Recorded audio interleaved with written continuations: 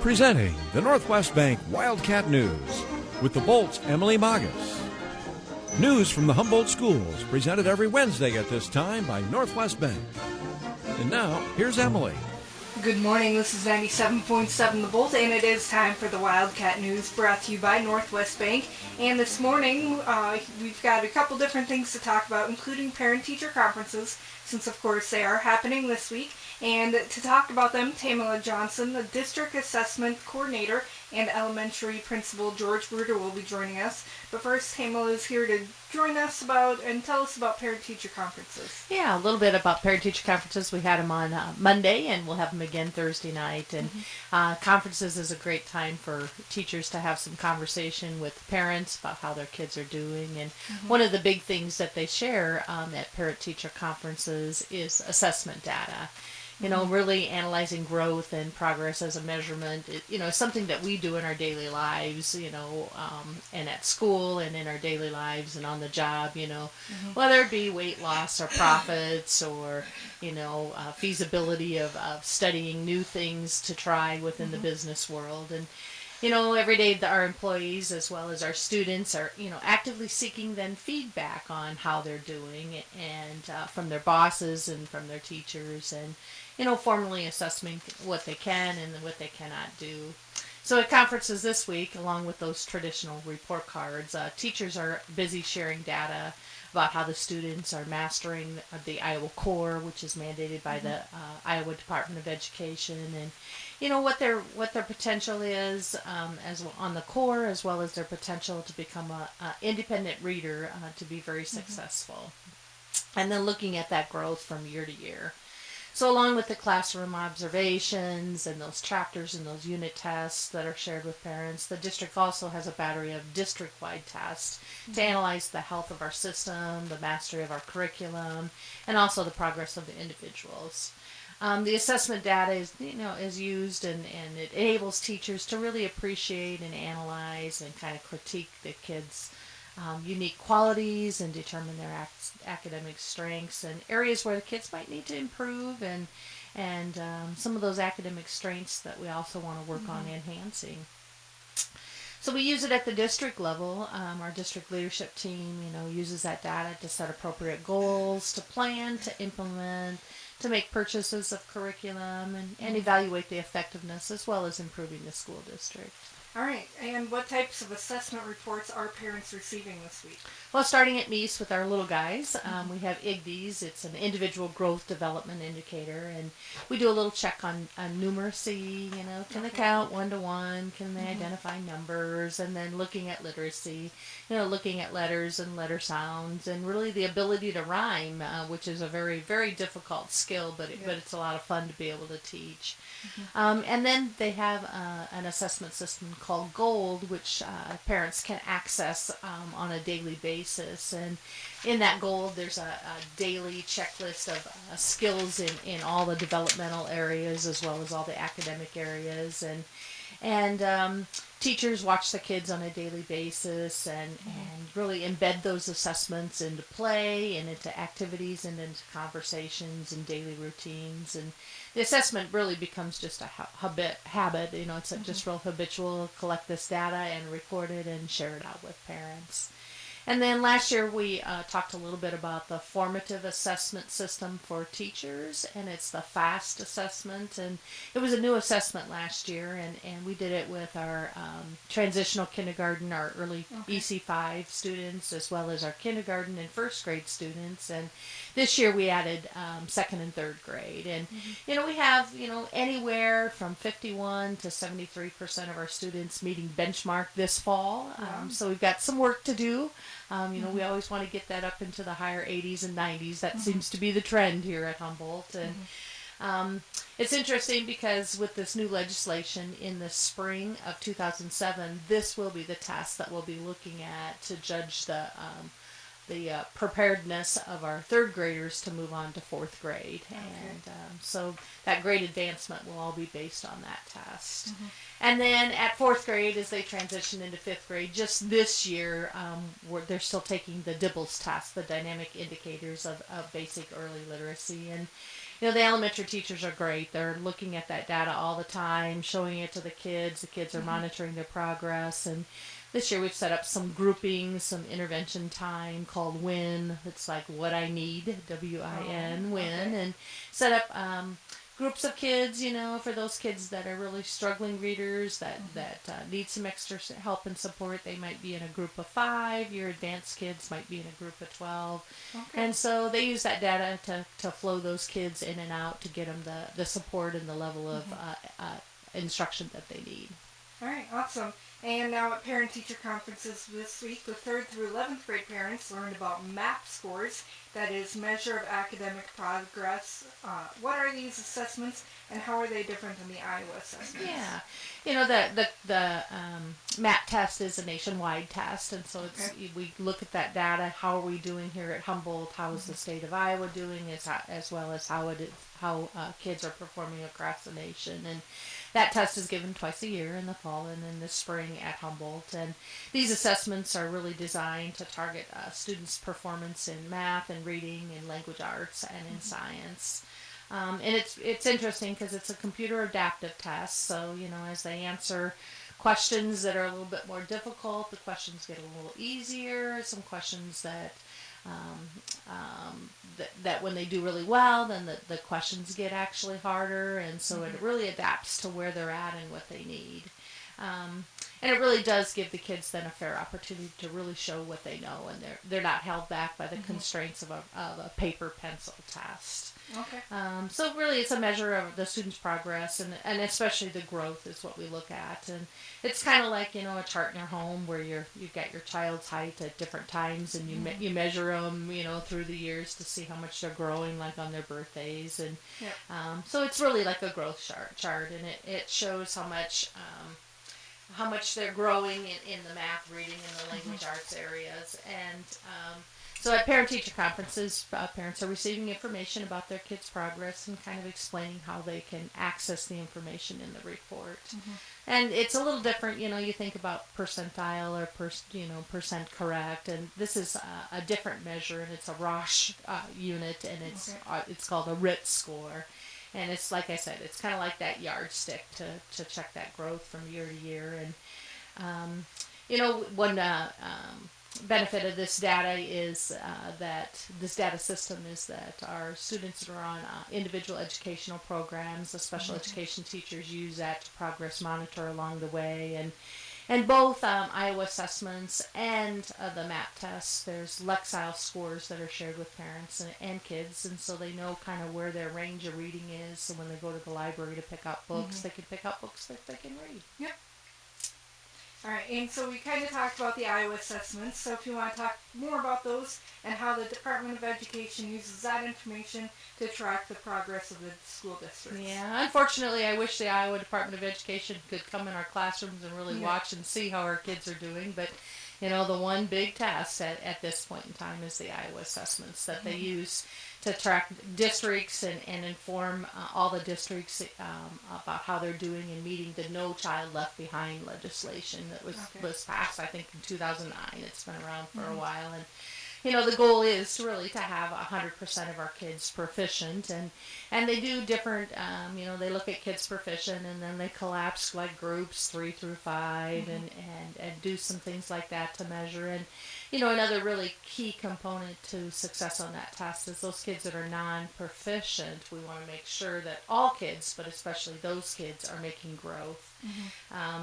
So the state then identifies schools as SINA and districts as DINA, and it's like schools in need of assistance or districts in need of assistance, and kind of to really show maybe some unrealistic how this law was put in place years ago. And even though Humboldt, we have 75 to 90% of our students that are proficient, they're passing those reading math tests,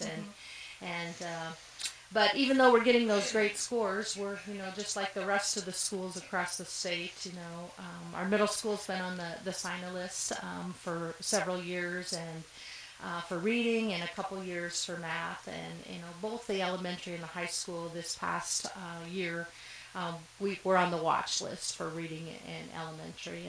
when you have all of your buildings that become on the SINA list, then we become a DINA, which is a district in need of assistance. And then there's some really specific plans and things that put in place. So these tests are really, really high stake. And it's especially important that all of our students and parents listen to the advice that Mr. Bruder was going to share, after break. And, we're data rich. We're maybe a little information poor, but we're becoming much better at looking at that data through the help of support from Ryan Bowman, who is our teacher leadership and compensation at the TLC data coach for the district. And so he's helping us to break that data down and get a better understanding. And we're also working with our area education agency and our literacy coach, Janie Eishen, and, helping to break that down and to really make some good change for our kids. All right, awesome. So that's Tamela Johnson, and like she mentioned, Mr. Bruder will be here after we take a quick break to talk about the Iowa assessments on the Northwest Bank Wildcat News on 97.7. Hi, this is Corey Matson with Northwest Bank. There's a special pride in owning and managing your own business or farm operation. There should also be a special relationship between the customer and their financial institution.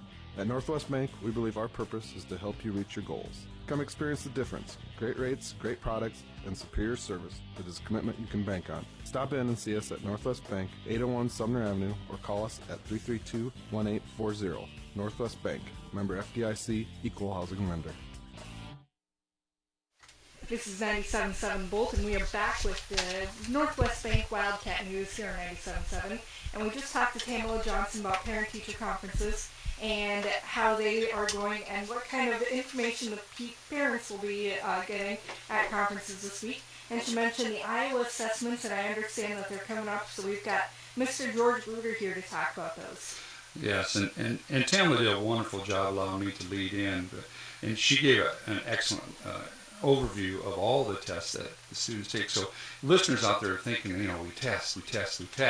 This is over the period of a full school year that she was referencing. It just so happens Iowa assessments will be next week at the high school, middle school, and at the elementary. And yes, that conference is our parent-teacher conference Monday night, which were attended very, very well by our parents. And some students coming to did get the information that the Iowa assessments are coming up next week. And then Thursday night we'll wrap up the conferences and communications with the parents.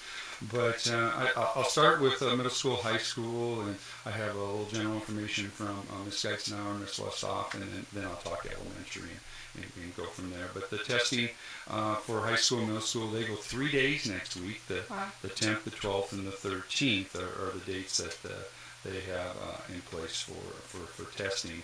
And and like Tamela said, they use this information for placement in advanced placement classes, or identifying individual needs, that type of thing. Setting goals. I know the middle school and high school are really good about doing that. The teachers working with the students about that too. And high school is preparing for students with test-taking strategies, and Ms. Westhoff is having those conversations with the students over the course of this week, as I'll be doing too with our 3rd and 4th graders. And we test at the high school grades 9, 10, 11. So district-wide, Iowa assessments grades 3 through 11. Seniors have kind of an open campus during testing times for that tomorrow, or next week, and for that. So it's a little different setup for them too. And middle school students, like I said, are setting goals, and the conferences are student-led at the middle school, so they're able to share that with their parents, with the teacher there, that type of thing. So that's kind of a cool way of getting students knowing how important these tests are, because they're talking about themselves. Yeah. So that's awesome. As far as the elementary goes, what I do is I go into the classrooms, 3rd and 4th grade, there'd be 8 classrooms, and just talk about the test in general, and not to be afraid of them, and that type of thing. So what I did yesterday, I was just visiting with a few students, 3rd and 4th graders off and on, and sit down with them at lunch and just talk about it and ease into it, and things like when we say get a good night's rest, what does that look like? How much is that? So for a 10-year-old, put you on the spot. Do you know how many hours research says for a good night's rest to be ready for school? I think about 8 to 10. You're really, really close. Depending on what research you read, 9.5 to 11 hours a night. Wow. And that's good sleep. That's not lying in bed awake for 15 to 30 minutes. So that kind of thing. So that's very, very important that we get a good night's rest. So not just talking about good night's rest, but how many hours is that really? And guesses I was getting yesterday, of course, it became a little silly. 6 hours, 7 hours. Well, no, that's not enough for those 10-year-old bodies to be ready for any school day, along taking the IO assessments, which are so important. So, and then we talked about eating a good breakfast and asked them, what, and I told them I Googled it, what are the top, breakfast foods to have and be ready and give you the right nutrition you need for the day. And of course, they fall back on the ones that I probably would too, cereal and toast. And that ranked about 4th or 5th on the list.